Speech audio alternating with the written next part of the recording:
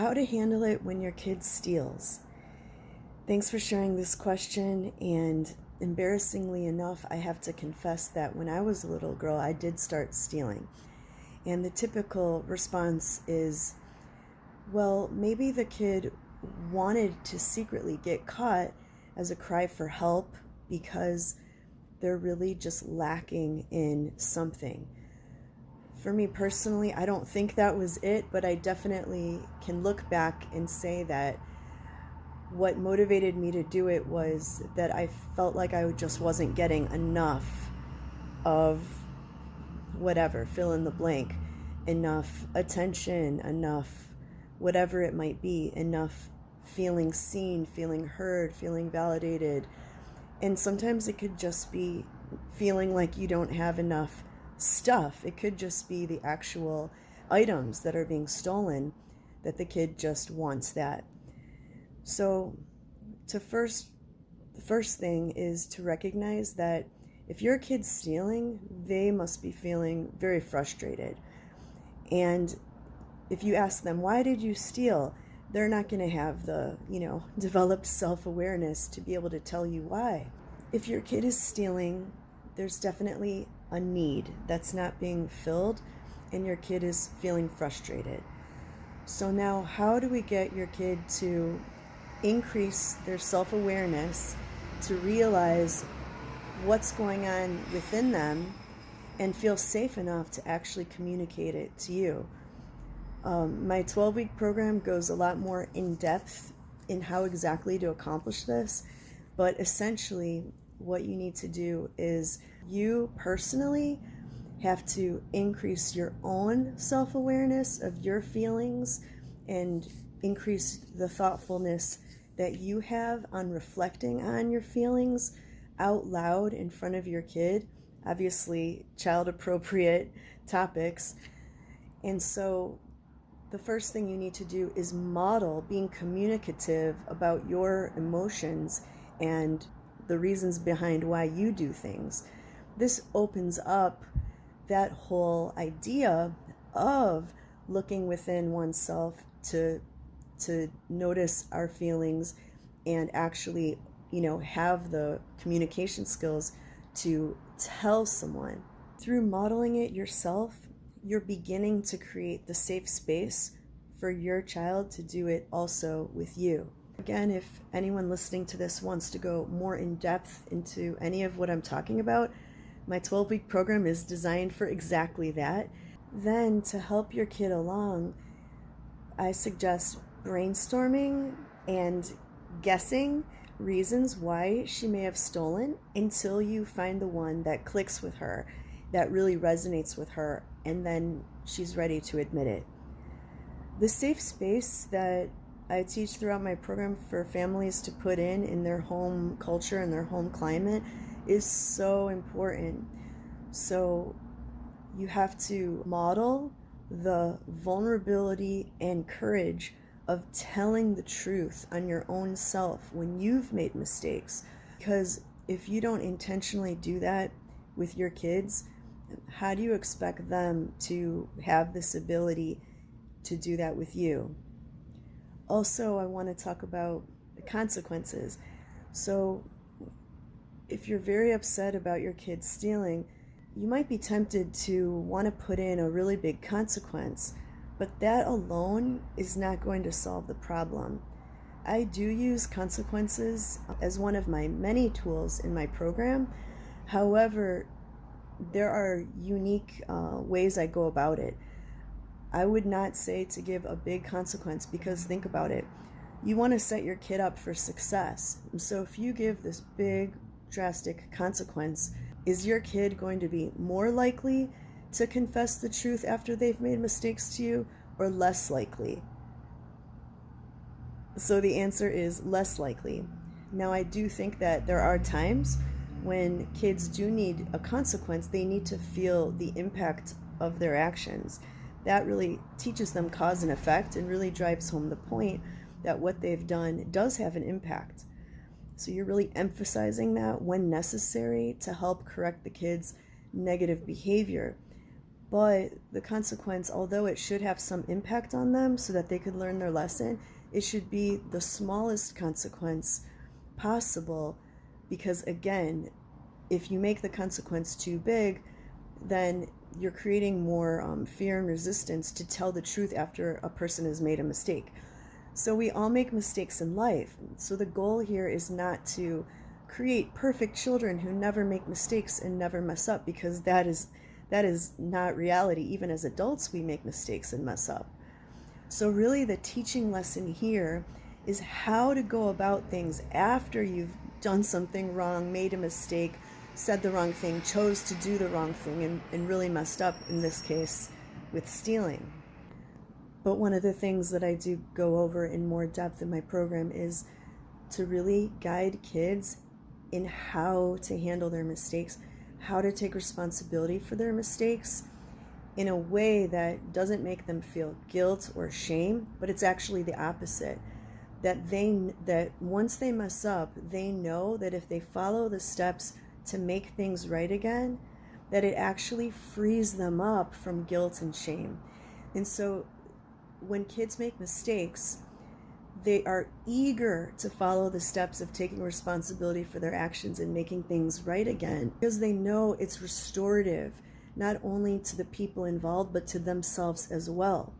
You mentioned that sometimes your daughter does confess when she's stolen stuff, but you have a feeling there's more things she's stolen that she won't confess. So show her how you really appreciate the ones that she has confessed, and model for her the satisfaction and the relief that you feel when you've confessed your own mistakes. See, we have to show kids, the pathway to making things right again. And so, in my program, I talk a lot about putting things on the table, meaning if a kid is going through life and there's not a positive emphasis on a certain value, then how do we expect them to really, gravitate towards this goal, this value that we're now putting on the table? So what I mean is, put on the table this whole positive value of how amazing it is to confess what we've done, and the truth shall set us free. So you have to model, like when you've done something sneaky or wrong that you're embarrassed about, that you show her how you're a bit embarrassed, but you have the bravery and the vulnerability to confess it to her, and then model how, I feel so much better now.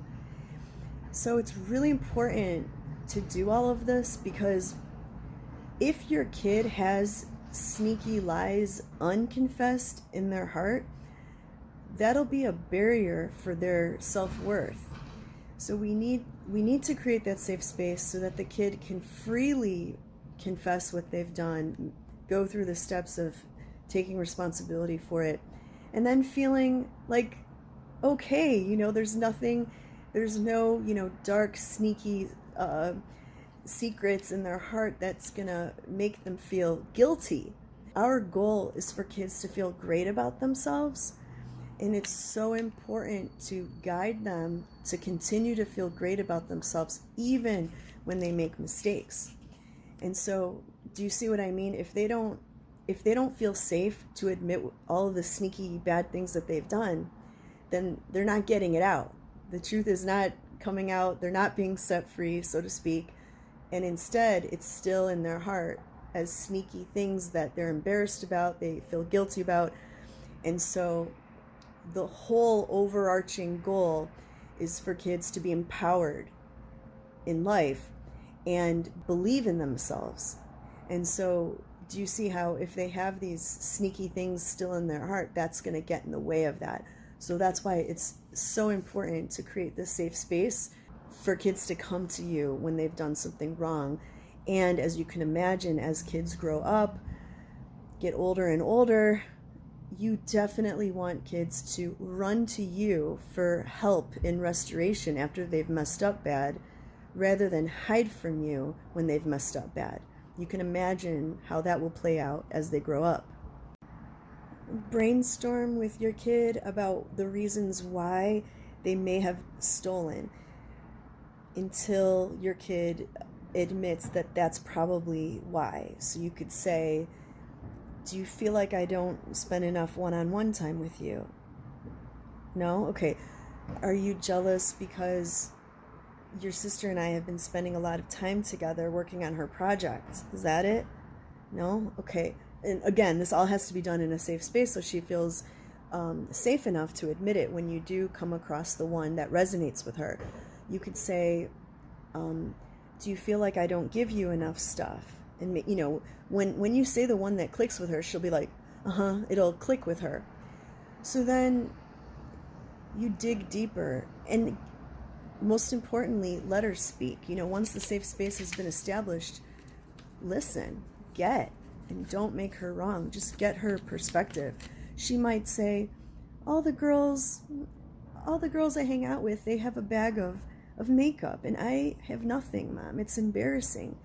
The new trend that parenting coaches seem to teach is that parents shouldn't express their hurt feelings to their kids, because in the old generation, parents did this way too much, and the result was a generation of people who feel overly responsible for others' feelings and then have become people pleasers. However, I don't agree. A lot of what I teach goes against the whole overcorrecting that a lot of parents do, that they've taken negative things from the past and now they're overcorrecting to the point where there's now a new set of imbalances. So that being said, I think that when your kid has shown some habits of bad behavior, it is healthy and appropriate to share your hurt feelings about it, because it's just one tool to reestablish balance.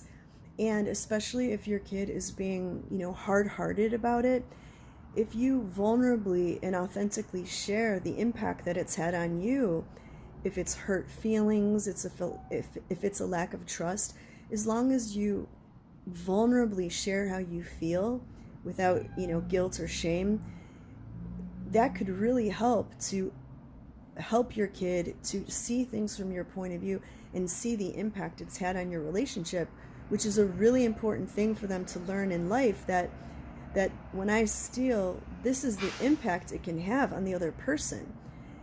So I think that that's a really important thing to do, to teach about relationship skills. If your kid explains that really it's just that they want the physical stuff, it's not so much the underlying emotional needs for attention or feeling heard, but it's that they just want the stuff. Well, two things I want to say to respond to that. First, if your kid seems to have a low capacity to deal with not getting what they want, then that's something that I would say to work on, which my program goes in more in depth with. But it could be that your kid is experiencing some social pressures, that their peer group has all this stuff and they don't. And that is a very difficult thing to navigate through. So if that's the case, on one hand, help your kid to navigate through that difficult situation, because have some empathy for them. Like, that's difficult, and so they need your help and support to guide them through that. Then on the other hand, don't leave them completely hanging. Try to create some sort of arrangement where they can get the things that they want, maybe not to the extent that they desire. Let's say your daughter says that in her friend group, they're always talking about new items of clothing that they've gotten, and your kid feels safe enough to admit that she's embarrassed because she doesn't have any new items of clothing to kind of showcase.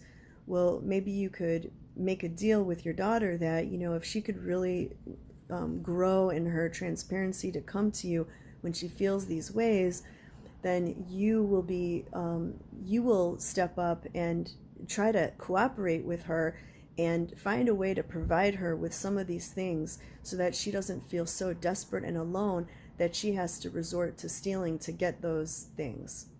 And finally, practice and role play, which I teach a lot in my program. But I love to do this because, every year in my classroom, I have one big stealing problem. and then probably a handful of other kids who steal a little bit, but there's usually one kid who has a pretty bad problem with it.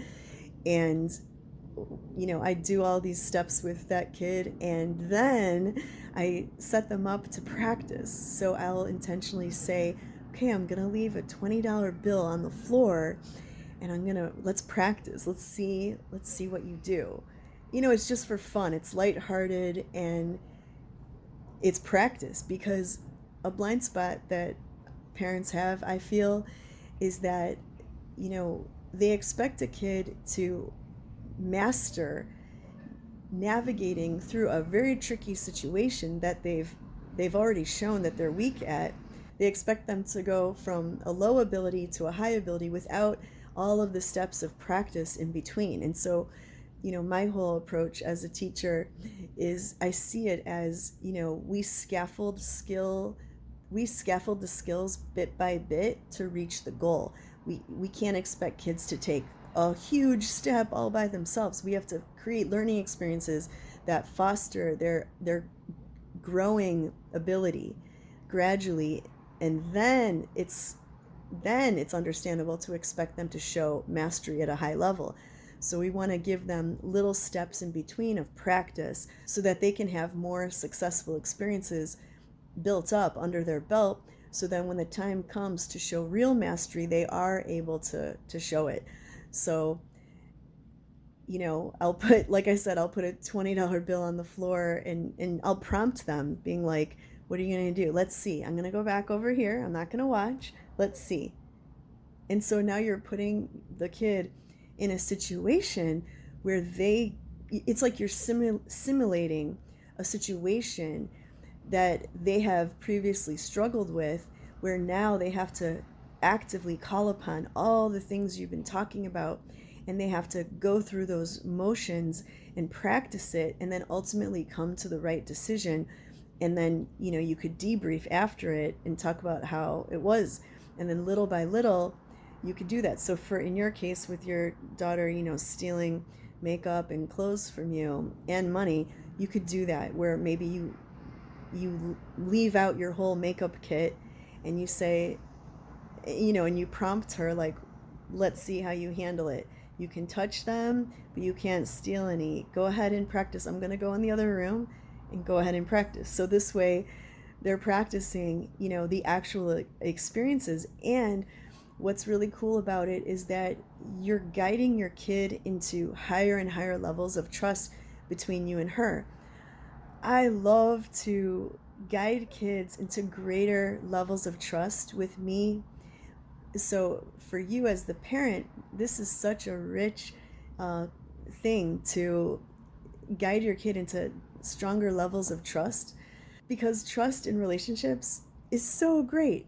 And so for you, between you and your kid, you definitely want to foster amazing trust between you two. Again, not perfection. Everyone's going to mess up. You'll mess up, they'll mess up.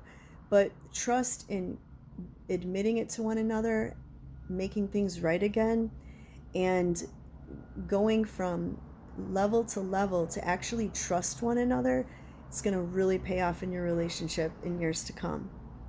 So I hope this helps. Comment below if you have any questions or anything that comes to mind, and let me know if you have questions about registering in my program. Anyone who's listened to this and who's really just resonating with what I'm talking about, and you feel that this video isn't quite enough for you to go ahead and run with to make, to create those results that you want, and that you actually want to go through the step-by-step guide, that's why I created it, and I'm here for you. So let me know if that's the case.